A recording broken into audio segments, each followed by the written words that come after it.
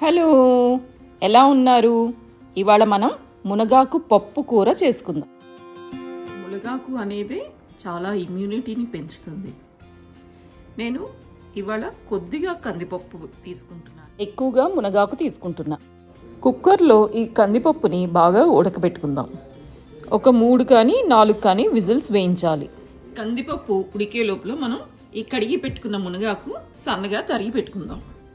మునగాకు ఇలా సన్నగా తరిగి పెట్టుకోవాలి. అలాగే వెల్లుల్లిపాయ రబ్బలు కూడా ఒలిచి పెట్టుకోవాలి.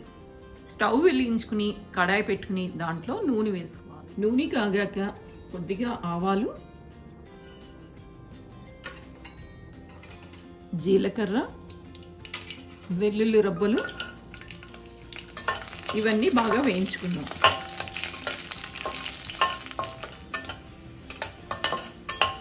వెల్లుల్లిపాయలు బాగా వేగాయి. ఎండుమిరపకాయలు, పచ్చిమిరపకాయలు కూడా వేసుకుందాం. ఇప్పుడు మనం దీంట్లోకి తరిగి పెట్టుకున్న మునగాకు వేసేసుకుందాం. సరిపడే ఉప్పు వేసుకుందాం. కొద్దిగా పసుపు, ఇంగువ. ఇప్పుడు బాగా కలుపుకుందాం. మనం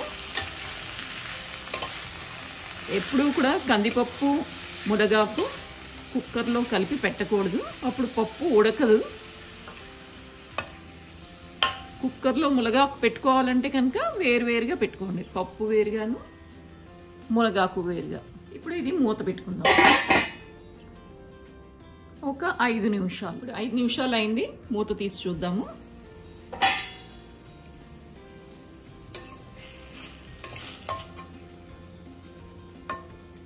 ఆకు ఉడికింది. ఇప్పుడు మనం ఉడకపెట్టుకున్న కందిపప్పు వేద్దాం.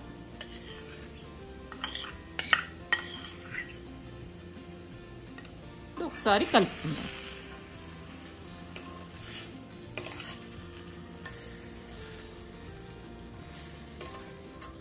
ఈ పప్పు పొడి పప్పులా చేసుకుందాము. ఇప్పుడు మళ్ళీ మూత పెట్టుకుందాం. ఒక 10 నిమిషాలు మూత పెట్టుకుందాం. ఒకసారి మూత తీసి చూద్దాము. కలుపుకుందాం. ఇలా మధ్య మధ్యలో కలుపుకుంటూ ఉండాలి. మూత పెట్టుకుని మళ్ళీ కలుపుకుంటూ ఉండాలి. వేగేంత వరకు, పప్పు వేగేంత వరకు. ఎందుకంటే ఇది పొడి కూర కదా. ఇప్పుడు మళ్ళీ మూత పెట్టుకుందాం.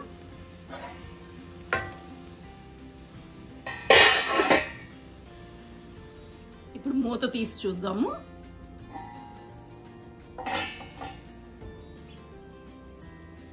ఇప్పుడు ఒకసారి కలుపుకుందాం. చూసారా, ఆకు ఎక్కువ ఉంది, పప్పు తక్కువ ఉంది. ఇది పొడి పొడిలాడుతోంది. పప్పు కూర రెడీ అయిపోయింది. సర్వింగ్ బౌల్లోకి తీసుకుందాం. చూసారా, ఈ కూర పొడి పొడిలాడుతోంది. ఈ పప్పు కూర అన్నంలో నెయ్యి వేసుకుని కలుపుకుని తింటే చాలా బాగుంటుంది. మీరు కూడా ట్రై చేసి చూడండి. ఇది చాలా హెల్దీ డిష్. పిల్లలు చాలా ఇష్టపడతారు. మీరు కూడా ట్రై చేసి కమెంట్ బాక్స్లో ఎలా ఉందో చెప్పండి. Okay, bye.